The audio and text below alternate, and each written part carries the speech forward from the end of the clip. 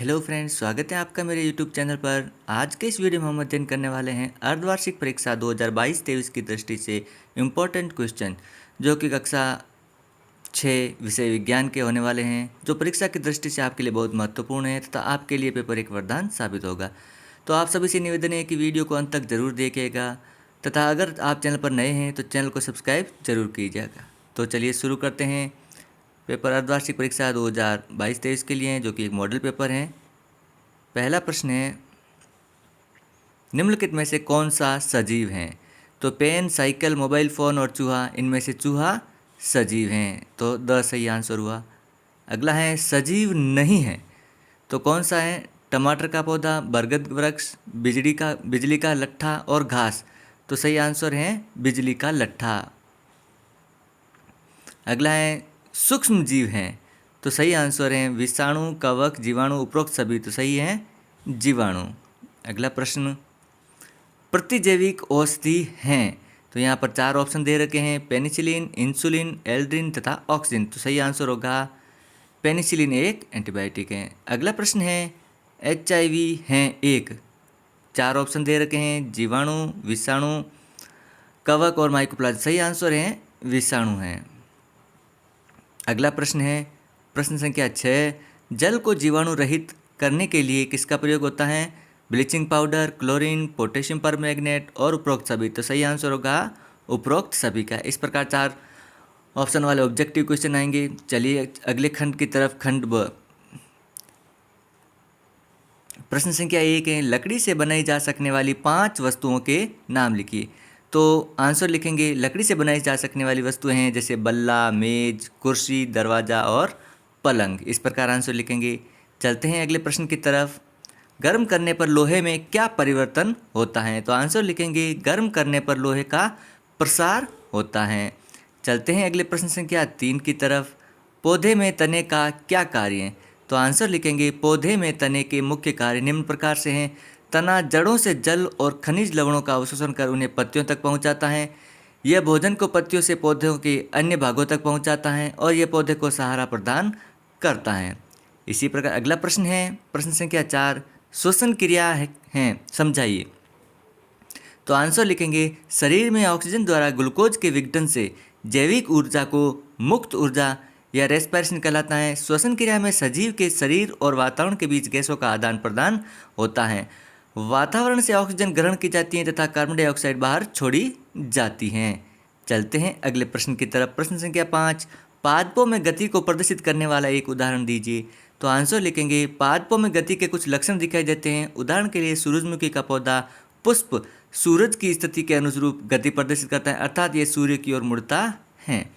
चलते हैं अगले प्रश्न की जब। प्रश्न संख्या 6, हमारे जीवन में उपयोगी सूक्ष्म जीवों के बारे में बताइए। तो आंसर लिखेंगे, हमारे जीवन में जो उपयोगी सूक्ष्म जीव हैं जैसे लैक्टोबैसिलस जीवाणु, जो दूध से दही बनाने में उपयोगी हैं। अगला है राइजोबियम जीवाणु, जो नाइट्रोजन स्थिरीकरण में काम आता है। क्लोस्ट्रीडियम बालुटिनम, जो कि विटामिन B12 के निर्माण में उपयोगी हैं। और पेनिसिलिन नामक प्रतिजैवी के रूप में प्राप्त होता है। अगला प्रश्न है, प्रश्न संख्या 7, आजकल अस्पतालों में किस प्रकार की सीरिंज काम में ली जाती हैं? तो आंसर लिखेंगे, आजकल अस्पतालों में काम में ली जाने वाली सीरिंज तथा सुइयां निर्जमीकृत होती हैं, अर्थात तथा इनका एक ही बार उपयोग किया जाता है। चलते हैं अगले प्रश्न की तरफ। सजीवों के लक्षण का चार्ट तैयार कर कक्षा में लगाइए। तो सजीवों के लक्षण कौन कौन से हैं? आंसर लिखेंगे, सजीव भोजन ग्रहण करते हैं,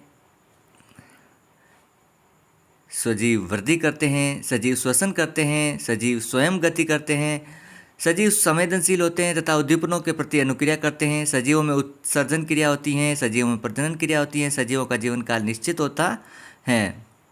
अगला प्रश्न है, प्रश्न संख्या 2, पाश्चुरीकरण क्या है? तो आंसर लिखेंगे, पाश्चुरीकरण यह सूक्ष्म जीवों को नष्ट करने की एक विधि है। इसमें डिब्बों या बोतलों में बंद दूध व अन्य खाद्य पदार्थों को डिब्बों या बोतलों में भरने से पहले 60 डिग्री तापमान पर 30 मिनट तक ठंडा कर तुरंत ठंडा किया जाता है। यह प्रक्रिया 2-3 बार करने से इसमें उपस्थित हानिकारक सूक्ष्म जीव नष्ट हो जाते हैं। इसे पाश्चुरीकरण कहते हैं।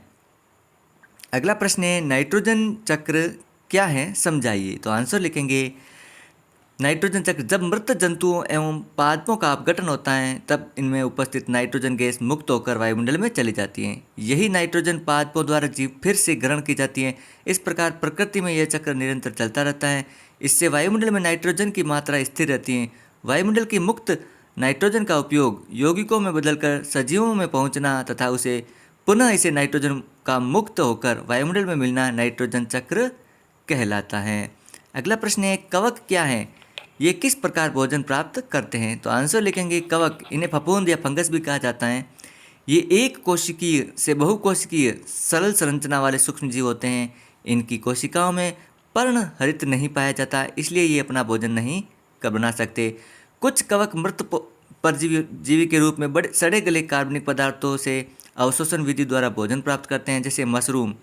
कुछ कवक पादपों एवं जंतुओं पर परजीवी के रूप में पाए जाते हैं। उदाहरण के लिए गेहूँ तथा बाजरे पर स्क्लेरोसिस ग्रेमिकोना जोगन रोग आदि कुछ जीवाणु शैवालों के साथ सहजीवी के रूप में पाए जाते हैं। अगला प्रश्न है, प्रकाश संश्लेषण किसे कहते हैं?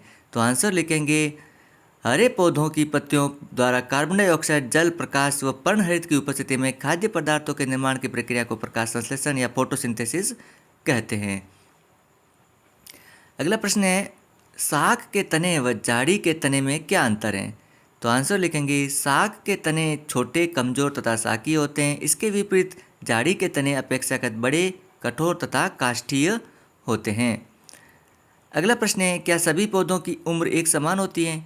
क्या कुछ पौधे अल्पजीवी एवं कुछ दीर्घजीवी होते हैं? तो आंसर लिखेंगे सभी पौधों की उम्र समान नहीं होती है। कुछ पौधे 46 महीने तक ही जीवित रहते हैं, कुछ पौधे 1 से 2 वर्ष तक जीवित रहते हैं तथा कुछ कई वर्षों तक जीवित रहते हैं। अगला प्रश्न है, जब आप झूला झूलते हैं तो झूला किस प्रकार की गति करता है? तो आंसर लिखेंगे झूला आवर्त गति करता है। अगला प्रश्न है, घूर्णन गति के 4 उदाहरण लिखिए। तो घूर्णन गति के उदाहरण हैं कुम्हार का घूमता हुआ चक्का, कीली पर घूमता हुआ लट्टू, घूमता हुआ बिजली का पंखा और घूमता हुआ साइकिल का पहिया। चलते हैं अगले पैराग्राफ की तरफ। प्रश्न है, जगदीश चंद्र बोस की जीवनी एवं इनके कार्यों के संदर्भ में लिखिए। इन दोनों में से एक करना है। दूसरा है, सूक्ष्म जीव क्या है? विभिन्न प्रकार के सूक्ष्म जीवों को उदाहरण सहित समझाइए। इसी प्रकार अगला है, जैविक नाइट्रोजन स्थिरीकरण की प्रक्रिया को समझाइए या आयु के आधार पर पेड़ पौधों का वर्गीकरण उदाहरण सहित समझाइए। विलेयता एवं अविलेयता से आप क्या समझते हैं? उदाहरण सहित लिखिए। और सत्येंद्र बोस नाथ तथा उनके द्वारा किए गए कार्यों का संक्षिप्त विवरण दीजिए। ये व्रत उत्तरी है। इस प्रकार आज का मॉडल पेपर कंप्लीट होता है। वीडियो अच्छा लगे तो लाइक और शेयर कीजिएगा। चैनल पर पहली बार तो चैनल को जरूर सब्सक्राइब करें। हमारे चैनल पर इसी प्रकार के कंप्लीट मॉडल पेपर अर्धवार्षिक परीक्षा से संबंधित आपके अपलोड किए जाएंगे। मिलते हैं अगले वीडियो के साथ। Thank you.